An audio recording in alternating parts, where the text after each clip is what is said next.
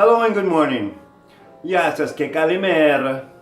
And welcome to One on One, the autographic text, where we're going to take a look at a few Bible verses, one language at a time, and really analyze the grammar. And I decided to start at the granddaddy of them all, and this is John 1:1 from the Greek New Testament, the Gospel of John, chapter 1, verse 1, from the Greek New Testament, Textus Receptus Stephanus, from the 1550 edition, which for me is where the buck stops. If you want to talk about textual criticism, technically I am a TR prioritist, which means that I believe that the autographic text is found in the Textus Receptus, as well as the King James, and just about any other version of the Bible, because I really think that God Almighty is not limited by whatever version or translation of the Bible. I recommend all translations of the Bible except for maybe one, and we all know which one that is, so I don't really have to say it. So today we're going to talk about Greek, the Greek language, and biblical Greek, and the Greek text. Actually, the Greek script is what I mean to say. Excuse me. So, the first thing I'd like to say about biblical Greek is that it's really not as hard as the enemy would like you to think it is. It's not. I mean, I'm learning it, and it's not really that difficult. I'm an experienced language learner, and this is my third attempt at learning the Greek language in the last 25 years. And in that time, I've learned several other languages. I am an American polyglot. I have no special training or education to do this, but I have a lot of passion in my heart, and I seem to have a little bit of a knack for it. So with that in mind, let's take a look at the Greek language. Now, biblical Greek, or Koine Greek as it is called, Koine is a word that means common. This is a folkloric, a common Greek. It is not shrouded in scholarly, literary elegance as some of the more classical forms of Greek are. The Greek New Testament is, especially the book of John and the other works written by John, are in a very elementary grammar. You can really get your head around this stuff. It's not that difficult. There are a couple of concepts about the Greek language itself that make it very different from how native English speakers think, but once you get your mind around those concepts, the language will come very easily. So, starting off with the language itself, there are two things that you should really take a look at it, and one is grammatical case. Grammatical case is very important to the Greek language, both in biblical and modern spoken Greek.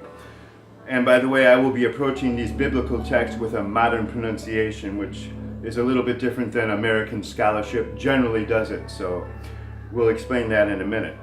And the other concept that is really elemental to the Greek language is the use of the definite article.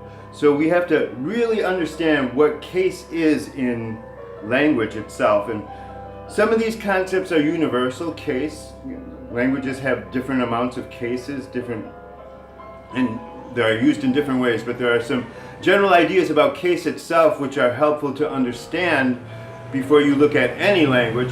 Especially taking a look at perhaps the German case system, the Latin case system, or even the Russian or Polish case system. If you don't learn these languages, you can learn about the case system, and this will help you to better understand how case is used in the Greek language.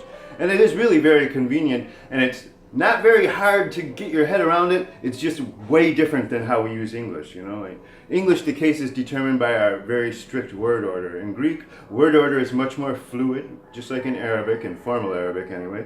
And you can move things around without changing their meaning. The fish ate Bill, and it can really mean Bill ate the fish, because word order is not that important. So, moving right along, when we talk about the Greek script, the most important thing that we need to know about these 24 letters in the Greek alphabet is that the lowercase letters are much more important and much more frequently used than the uppercase letters. So, concentrate on the lowercase letters, learn the Greek alphabet, 24 letters, many of them correspond with the English alphabet. The order itself generally corresponds with the English alphabet as far as the phonetics go. There are no letters that have any very challenging sounds to them, except for perhaps this letter, chi as we called it in American English, and it's pronounced as a hard H, a little bit of an H. The first two phrases are in the beginning, and it's really in beginning in Greek as it is in Hebrew from Genesis 1:1 where we are quoting, and it says in beginning, in archi, And that's the only letter in the Greek language that doesn't have a Western counterpart. In fact, as I've stated before, all the vowels in the Greek language correspond exactly with the vowels in Spanish, which makes it very easy to pronounce as far as the terms of your vowels. If you understand how the vowels work in Spanish, and they have to be pronounced consistently and clearly at A, E, I, O, U, then you've already got half the sounds down that Greek really makes. And the rest of the consonants have their counterparts in English or Spanish or the Western languages. So let's talk about this script that we find here. Now the first thing we see, this is the best that I could copy my script from my PDF file, which I downloaded free of course, of Textus Receptus Stephanus 1550. And as I said, that's where the buck stops with me. TR Prioritist. So we see up here these apostrophes that go either way, and they're called breathing marks, and these are components of classical forms of the Greek language, and they are not used in the modern Greek pronunciation. So basically, we won't be using them or even paying attention to them. They're just kind of there. As well as this one that looks like the Spanish tilde over the ñ.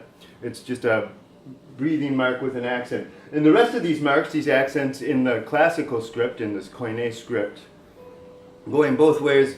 In modern Greek, I believe they just go one way, but either way, they simply denote which syllable is emphasized in the word. So like o logos, the word, o logos. If the accent were on the other O, it would be o logos, o logos. It's that simple. Now, there are a couple other concepts here in this language that we have to really get our handle on, but we'll go over them one by one. The next video will deal more with pronunciation. Come right back. We'll be after these messages, we'll be right back. Thank you. Have a great day. God bless.